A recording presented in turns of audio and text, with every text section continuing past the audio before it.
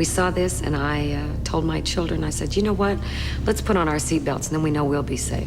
In less than 20 minutes, headed for home, we were hit head on. It's so wonderful a feeling for me to be remembered because I quit my music career 7 years ago. And you remember me. Barbara Mandrell was once one of country music's brightest stars, a powerhouse whose talent and charisma captivated millions throughout the 1970s and 80s. From chart-topping hits to dazzling primetime television, she seemed unstoppable, redefining what it meant to be a woman in country music. But behind the glitz and glamour, her life took a heartbreaking turn, one that slowly dimmed her spotlight and changed her path forever. What happened to Barbara Mandrell after all that success? What led a woman who had it all to step away so completely? Rise of a musical prodigy. Barbara Mandrell's story began long before she became a name known across America. Born on Christmas Day in 1948, her early life was steeped in music and rhythm, surrounded by a family that lived and breathed melody. From a young age, she displayed an uncanny, natural talent, not just for singing, but for mastering multiple instruments. By the time she was 6, thanks to her mother's guidance and her father's music store, Barbara was already playing the accordion and later picked up the steel guitar and saxophone, instruments few youngsters even dream of tackling. Her childhood wasn't typical. It was filled with musical rehearsals, performances, and a deep immersion in the art that would one day define her career. She performed publicly at her family's church, where her lively gospel tunes made a lasting impression. This wasn't just casual interest, but a true calling, as Barbara's instinctive ear for music told her she was born to perform. The path appeared clear from the very beginning. Yet her journey would be anything but simple. In 1960, at just 11 years old, Barbara joined country musician Joe Mathis on a Las Vegas show, showcasing her skills on the steel guitar. This was no small feat for a young girl in a male-dominated genre and era. Yet, her maturity and confidence quickly won audiences and earned her a regular spot on the California television show Town Hall Party. Being surrounded by other female instrumentalists further opened her eyes and fueled her determination to carve her own path in country music. Her summers were spent sharpening her craft on the road, touring with legends like Johnny Cash and Patsy Cline. Sharing hotel rooms with these seasoned artists at such a tender age was daunting, but it offered Barbara an early inside look at the realities of the music business. By 14, she was a key member of the Mandrell family band, alongside her mother on piano and father on vocals, a family act that traveled extensively, performing a wide range of music that included Beatles covers and country classics. The time period allowed Barbara to expand her musical skills through the addition of banjo and bass guitar, which demonstrated her ability to perform multiple instruments. Her musical development brought her academic accomplishments and her social life to success when she became Miss Oceanside in 1965 and joined student council and school bands. The young woman succeeded in academic studies and social activities and musical achievements because she worked to create a complete academic base. Ken Dudney became Barbara's husband when she married him shortly after finishing high school in 1967. Ken served as both her future husband and her musician partner who played in their family band. She took a short break from public appearances to become a mother, but her passion for performing stayed strong. The Grand Ole Opry experience revived her artistic passion, which she used to make her comeback through a dedicated artistic path. The Nashville show marked her return to the music scene because Barbara performed steel guitar and vocal parts, which led to record labels showing interest in her work until she signed with Columbia Records in 1969. She started her recording career through R&B and country music covers, which led her to develop a unique sound that combined multiple musical styles to achieve success on Billboard charts. Barbara emerged as a distinctive artist from her early recording days because her exceptional singing abilities together with her musical abilities made her stand out from other performers. Barbara Mandrell's breakthrough into the country music scene built upon this rich early experience, launching her toward widespread acclaim. Breaking into country music. As Barbara Mandrell moved into her teenage years and early 20s, her career began to shift from promising youth to established artist. The early 1960s saw her transition from family band performances to more professional engagements, including touring with iconic figures such as Red Foley and Tex Ritter. These experiences gave her a polished stage presence and the kind of industry insight that would serve her well in the competitive country music world. Her signing with Columbia Records in 1969 marked the official start of her solo recording career. Her debut single, a soulful cover of Otis Redding's "I've Been Loving You Too Long," registered on the Billboard country charts, signaling Barbara's unique ability to bridge genres and attract a varied audience. Soon after, her follow-up, "Playing Around with Love," became her first top 20 hit, showing momentum was building steadily. Throughout the early 1970s, Barbara worked to expand her musical style, honing a blend of traditional country with elements of R&B and soul. This fusion was still relatively rare in the genre, giving her a distinct voice and sound that resonated with a broad audience. Working with skilled producers and songwriters, she refined her artistry and began truly shaping her identity as a performer. Her move in 1975 to ABC Records, which later became part of MCA, opened new doors. There, producer Tom Collins helped her develop a pop country crossover style that broadened her appeal. Hits like "Standing Room Only" proved she was ready to claim the spotlight with songs that reached the top 5 on country charts and garnered mainstream attention. Building on this success, Barbara released multiple successful songs, which included "That's What Friends Are For" and "Midnight Angel," which strengthened her musical career. Her interpretations of Denise LaSalle's "Married, But Not to Each Other" and Shirley Brown's "Woman to Woman" achieved top 5 rankings in both the US and Canada, which showed her ability to express emotional power through different musical styles. The song "Woman to Woman" achieved crossover success on the Billboard Hot 100, which represented a major accomplishment for country artists during that era. The late 1970s marked Barbara's arrival at the peak of her commercial success in music. The country hit songs "Sleeping Single in a Double Bed" and "If Loving You Is Wrong, I Don't Want to Be Right" reached #1 on country music charts, while also achieving success on pop music charts, which helped her gain a larger audience base.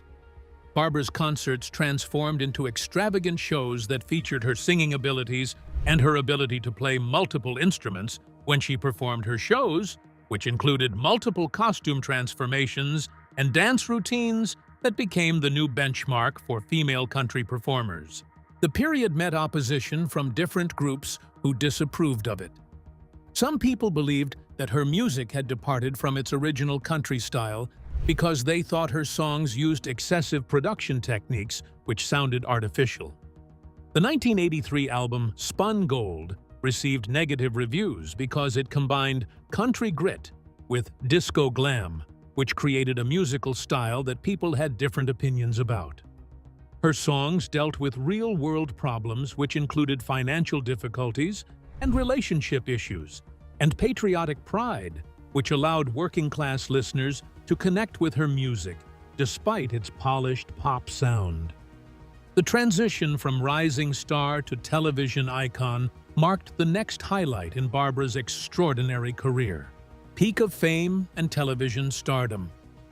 Barbara Mandrell's success in music naturally led to opportunities beyond the recording studio, culminating in her own primetime variety show, Barbara Mandrell, and the Mandrell sisters. At the height of her career in the late 1970s and early 1980s, Barbara wasn't just a singer. She was a magnetic entertainer with the kind of stage presence that commanded attention. Her concerts were full-scale productions with dazzling costumes, choreography, and multi-instrumental performances that set her apart from many of her contemporaries. Initially hesitant to take on a television show for fear of it derailing her music career, Barbara eventually accepted the offer after persistent encouragement. Her instincts proved right as the show became an instant hit, blending live music and sketch comedy alongside her sisters Louise and Irlene. Each sister brought a distinct personality to the dynamic. Barbara's serious professionalism, Irlene's playful glamour, and Louise's musical grounding. Their chemistry created a natural and engaging dynamic that viewers embraced. The variety show attracted major guests from across the entertainment world. Legends like Ray Charles, Glenn Campbell, and Bob Hope made appearances, further boosting its profile. Episodes often ended with a heartfelt gospel medley, connecting deeply with the sisters' Southern roots and faith. The show drew an estimated 40 million viewers, a remarkable figure that underscored Barbara's broad appeal and the program's cultural impact.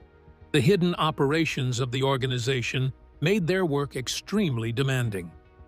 The weekly television program demanded television production work, which Barbara required while she traveled and recorded her music career. The filming schedule required actors to work between 14 and 16 hours, which began at dawn and ended at midnight. The stress from work caused Barbara to develop health problems, which affected her voice because she needed cortisone injections to perform.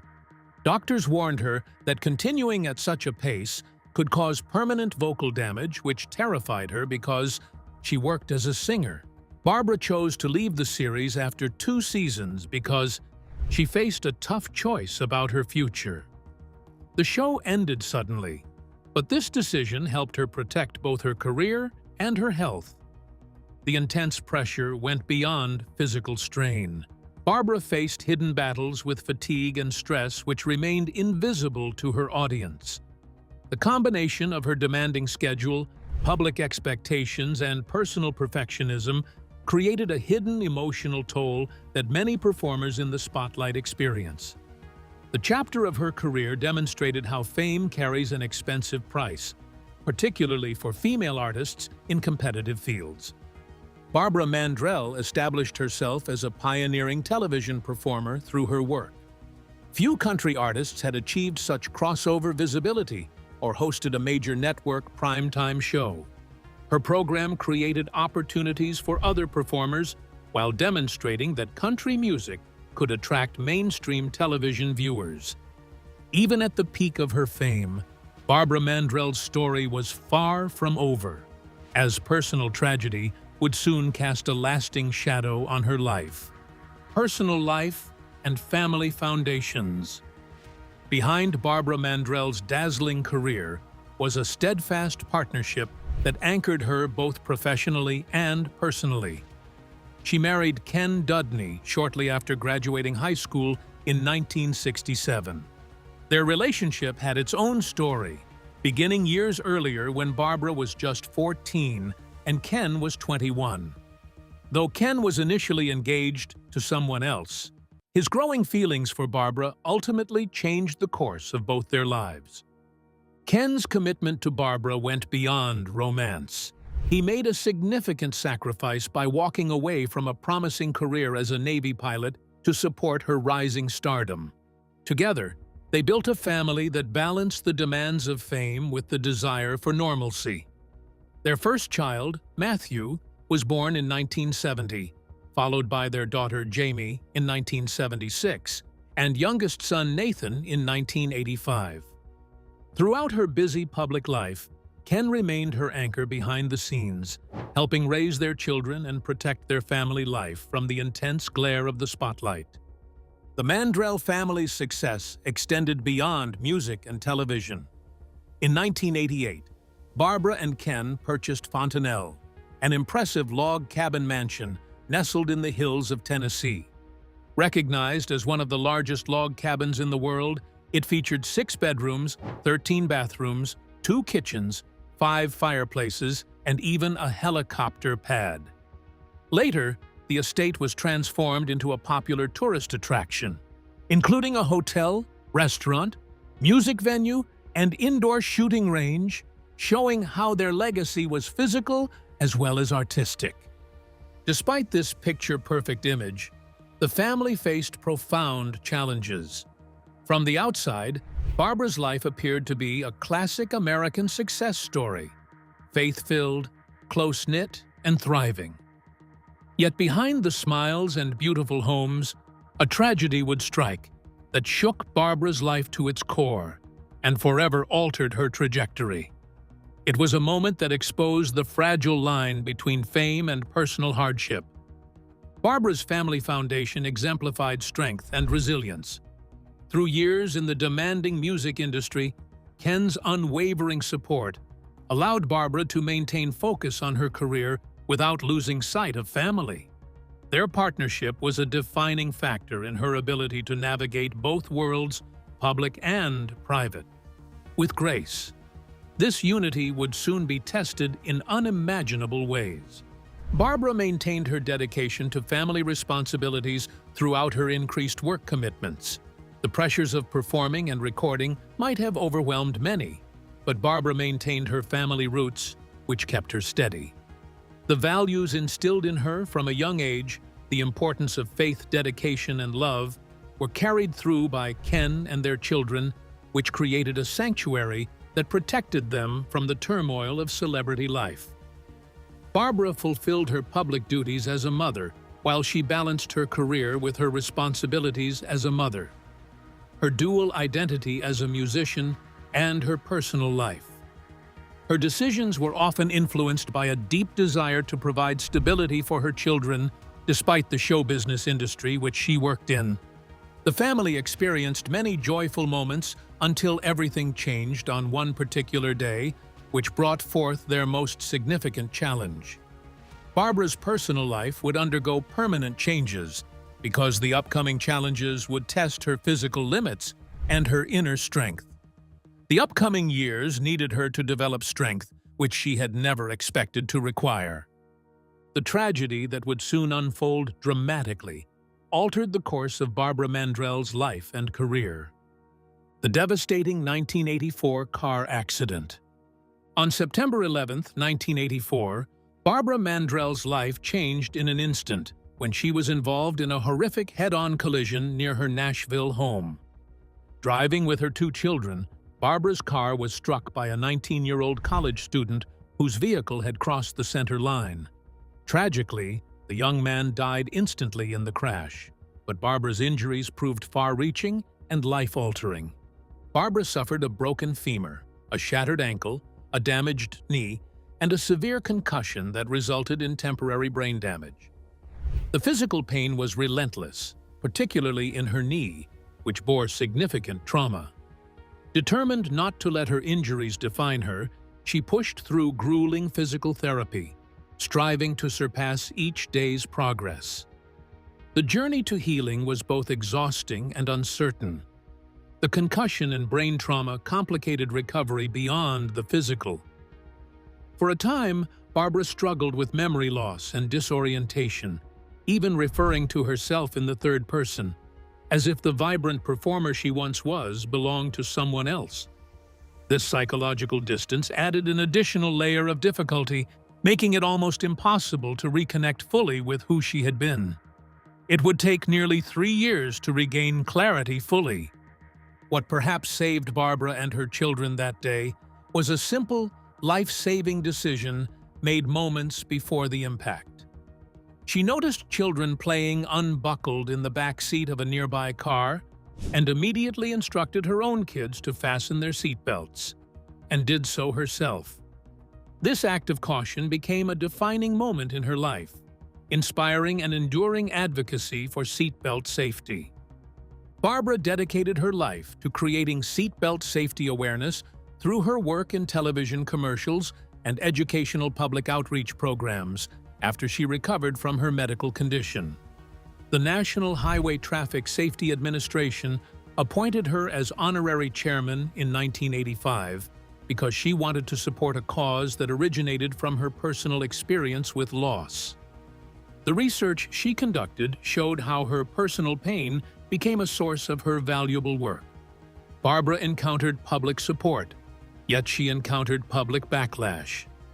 The law mandated her to initiate a lawsuit for the amount of $10,300,000 against the family of the young man who caused the accident, which served as a mandatory legal step to obtain insurance benefits. Her legal team presented the lawsuit as a basic legal requirement, which her fan base misunderstood and created a public reaction that distanced itself from her actual plans. Barbara recognized the suffering of her situation, but she chose to reject it as her defining experience. The accident became a major life-changing event in Barbara Mandrell's existence. The incident caused her professional progress to halt, while it brought about a new set of life priorities. She dealt with both physical and psychological wounds during her recovery period, yet her battle against the consequences demonstrated her strength and determination. She would eventually rise again, but the shadow of that day never fully lifted. The trials she faced in this period also influenced how she approached the pressures and scrutiny that came with her public life. Challenges of pressure and public scrutiny. After the devastating 1984 car accident, Barbara Mandrell faced a difficult and unexpected trial, not just in recovery, but under the unforgiving spotlight of public opinion. Although the accident was purely accidental and the other driver tragically died, Barbara and her husband were legally required by Tennessee law to file a $10,300,000 lawsuit against the family of the deceased. This legal formality was intended to activate insurance claims for medical expenses, but to the public, it looked like a lawsuit fueled by greed. The backlash was swift and harsh. Fans reacted with confusion and anger, casting Barbara in a harsh light, despite her intentions being made clear by her legal team. The emotional burden of navigating this misunderstanding compounded the physical and mental challenges she was already facing. Barbara later reflected on this period with empathy, acknowledging she might have felt similarly if the roles were reversed, but it was a bitter pill to swallow for someone trying to heal. Meanwhile, the pressures from the entertainment industry continued unabated. Even as she battled injury and controversy, Barbara was expected to maintain her image as a shining star. The demands of music production, touring, and public appearances persisted. Maintaining that facade of perfection and resilience, especially as a woman in the competitive arena of country music, required an immense amount of energy and endurance. Barbara's voice, once a mighty instrument captivating audiences, had taken a toll during the years of touring and television filming. With the added strain of recovery, she found herself facing difficult artistic choices. Some critics had already begun voicing concerns about her music's shift toward a more polished, pop-infused style, which only heightened the scrutiny. Balancing public expectations, personal health, and artistic integrity was a delicate exercise she could not take lightly. This period exposed the loneliness that often accompanies fame. While celebrated for her talent and success, Barbara fought her battles in relative isolation, both physically and emotionally. The support of family remained her refuge, but the glare of fame rarely allowed space for vulnerability. The pressures highlighted the gulf between celebrity and personal reality. The biography, Get to the Heart My Story, which Barbara wrote about her life, became a bestseller because it showed her fans the challenges she faced and the achievements she accomplished. The book achieved success because readers connected to her stories through their understanding of her truthfulness and bravery beyond what the news reported. Barbara's music was now reaching people in a different way, which extended beyond its musical elements. She developed new priorities from her daily activities, which became apparent to those around her. She worked continuously while she dealt with her personal issues, which created significant difficulties that became a turning point in her life. Barbara continued to produce music and perform, but she showed signs of needing a break from her demanding schedule. Her decision to step back from her career stemmed from her wish to achieve personal peace and spend time with her family, instead of any resulting controversy or reduced fame. She faced a choice between two paths, which included her family connections and her personal health needs, against the ongoing demands of her entertainment profession. She gained an extraordinary form of empowerment, which allowed her to control her personal story after enduring external pressures for many years. Walking away from the spotlight led Barbara to embrace a different life, one filled with quieter joys and richer personal connections. Retirement and life. Away from spotlight. In 1997, at the age of 48, Barbara Mandrell made the bold decision to retire from music after a final emotional performance at the Grand Ole Opry. This farewell wasn't the result of scandal or faltering fame, but rather a deliberate and heartfelt choice to prioritize family and personal well-being. It was a symbolic closing of a vibrant chapter that had defined much of her life.